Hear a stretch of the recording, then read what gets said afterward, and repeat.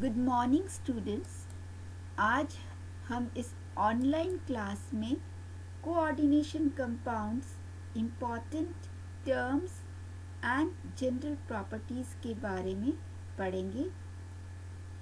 हमने पिछले क्लास में कोऑर्डिनेशन कंपाउंड्स क्या होते हैं उसके बारे में पढ़ा था और वार्नर थ्योरी जिन्होंने कोऑर्डिनेशन कंपाउंड के बारे में बताया था उसके बारे में हमने अध्ययन किया था। Important terms involving coordination compounds. पहला टर्म जो आता है कोऑर्डिनेशन एंटिटी, उपसहसंयोजक एंटिटी। इसमें एक केंद्रीय परमाणु होता है जो उदासीन परमाणु अथवा आयनिक अवस्था में हो सकता है। केंद्रीय परमाणु संक्रमण धात्विक तत्व होता है और केंद्रीय धातु परमाणु के चारों ओर कुछ अन्य परमाणु या समूह जिसे लिगेंड कहते हैं व्यवस्थित होते हैं, जो केंद्रीय धातु परमाणु या आयन के साथ उपसहसंयोजक बंध द्वारा बंधे रहते हैं। इस उपसहसंयोजक बंध में धातु जो परमाणु है वो ग्राही एक्सेप्टर की भूमिका में होता है, जबकि ये परमाणु या ये जो परमाणु है ये समूह दाता डोनर की भूमिका अदा करते हैं, जिन्हें लिगेंड्स कहते हैं। सूत्र लिखते समय इस उपसहसंयोजक एंटिटी को एक बड़े कोष्ठक में लिखते हैं और ये एंटिटी धनावेशित या ऋणावेशित अथवा उदासीन हो सकते हैं। यहाँ पे दो एग्जाम्पल लिया गया है।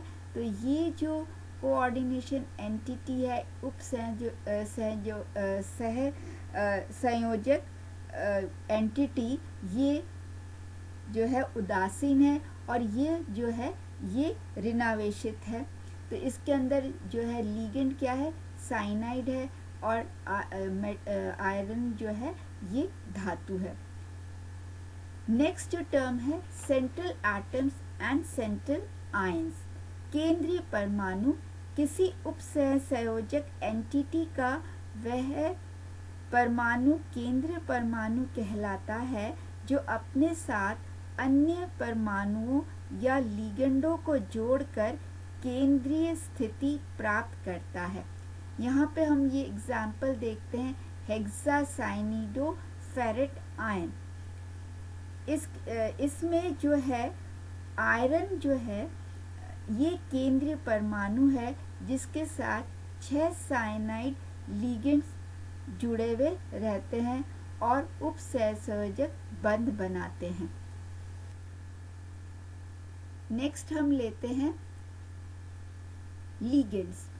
लिगेंड्स जो है ये ऐसे स्पीशीज होते हैं जिसके पास अबंधी electron, lone pair of electron युग्म हो और जिसमें ये केंद्रीय धातु परमाणु के साथ उपसहसंयोजक बंध बना सकते हो।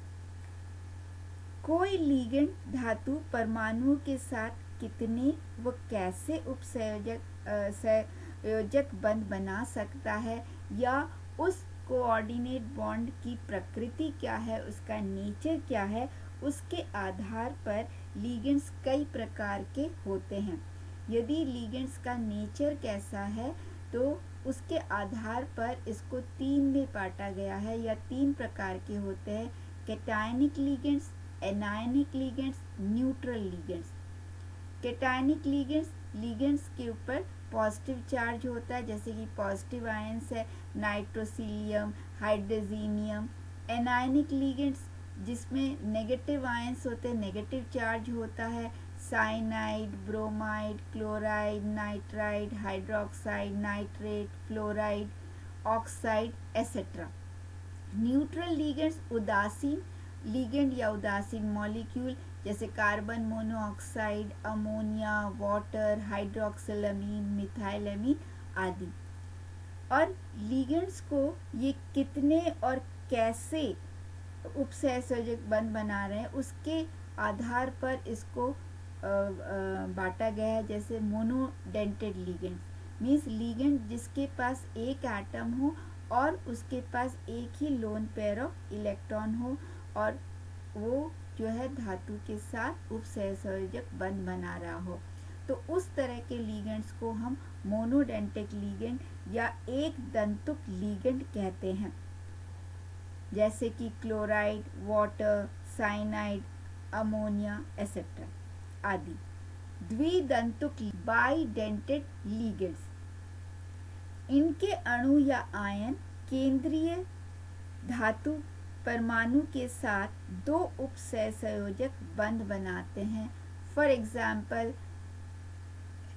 इथेन 1,2-डायमीन या ऑक्सलेट आयन। यहाँ पे जो नाइट्रोजन के पास जो है लोन पेयर ऑफ इलेक्ट्रॉन है, तो दो नाइट्रोजन आटम है, तो ये दो लोन पेयर इलेक्ट्रॉन को वो डोनेट करके ये यहाँ पे ये दो जो है कोऑर्डिनेट बॉन्ड बनाएगा। इसी तरह से ऑक्सलेट आयन के पास भी दो लोन पेयर ऑफ इलेक्ट्रॉन होता है।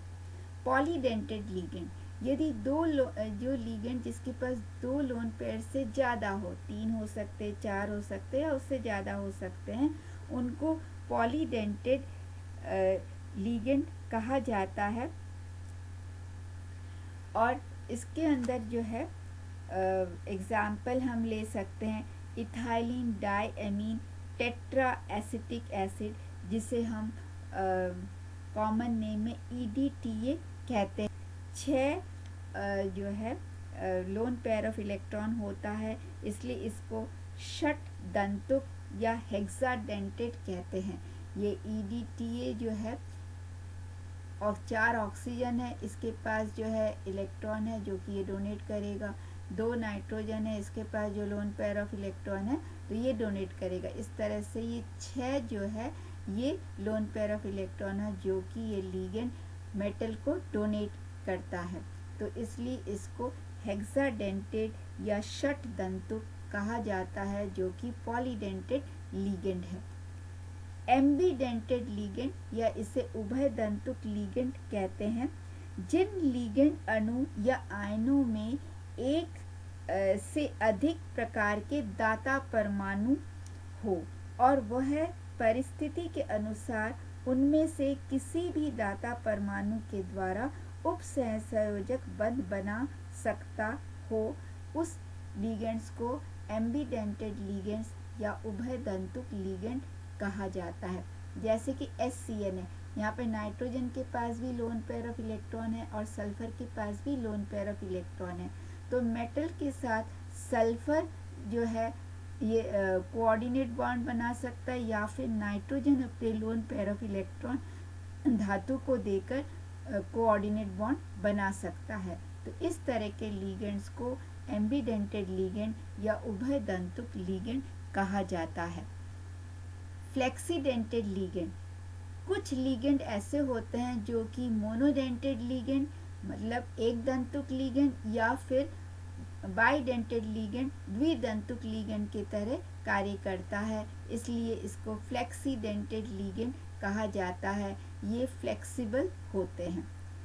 कोऑर्डिनेशन नंबर या इसको हम बोलते हैं उपसहसंयोजक संख्या, केंद्रीय परमाणु तथा लिगेंड के मध्य बने सिग्मा बंधों की संख्या को उस केंद्रीय परमाणु की उपसहसंयोजक संख्या कहा जाता है। फॉर एग्जाम्पल ये जो कॉम्प्लेक्स है कोऑर्डिनेशन कॉम्प्लेक्स है टेट्राएमीन निकल आयन, इसके अंदर जो कोऑर्डिनेशन नंबर निकल की है वो है 4। Coordination sphere, the non-ionizable part of the complex compound which consists of central transition metal ion surrounded by neighboring atom or groups enclosed in square bracket।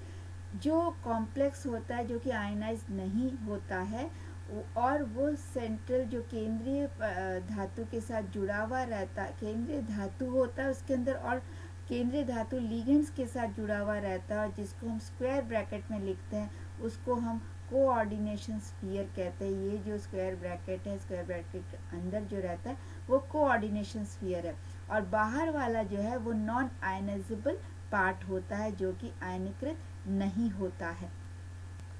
Coordination पॉलीहाइड्रॉन जो ज्योमेट्रिक शेप बनता है, जो ligand metal के साथ जुड़ता है, जिसके कारण जो है ज्यामिति देता है उस कॉम्प्लेक्स को, उसको कोऑर्डिनेशन पॉलीहेड्रन कहते हैं। और ज्यामिति कैसे हो सकता है? ये चतुष्फलकीय हो सकता है, वर्ग समतलीय हो सकता है, षटकोणीय हो सकता है, तो इसको हम कोऑर्डिनेशन पॉलीहेड्रन कहते हैं।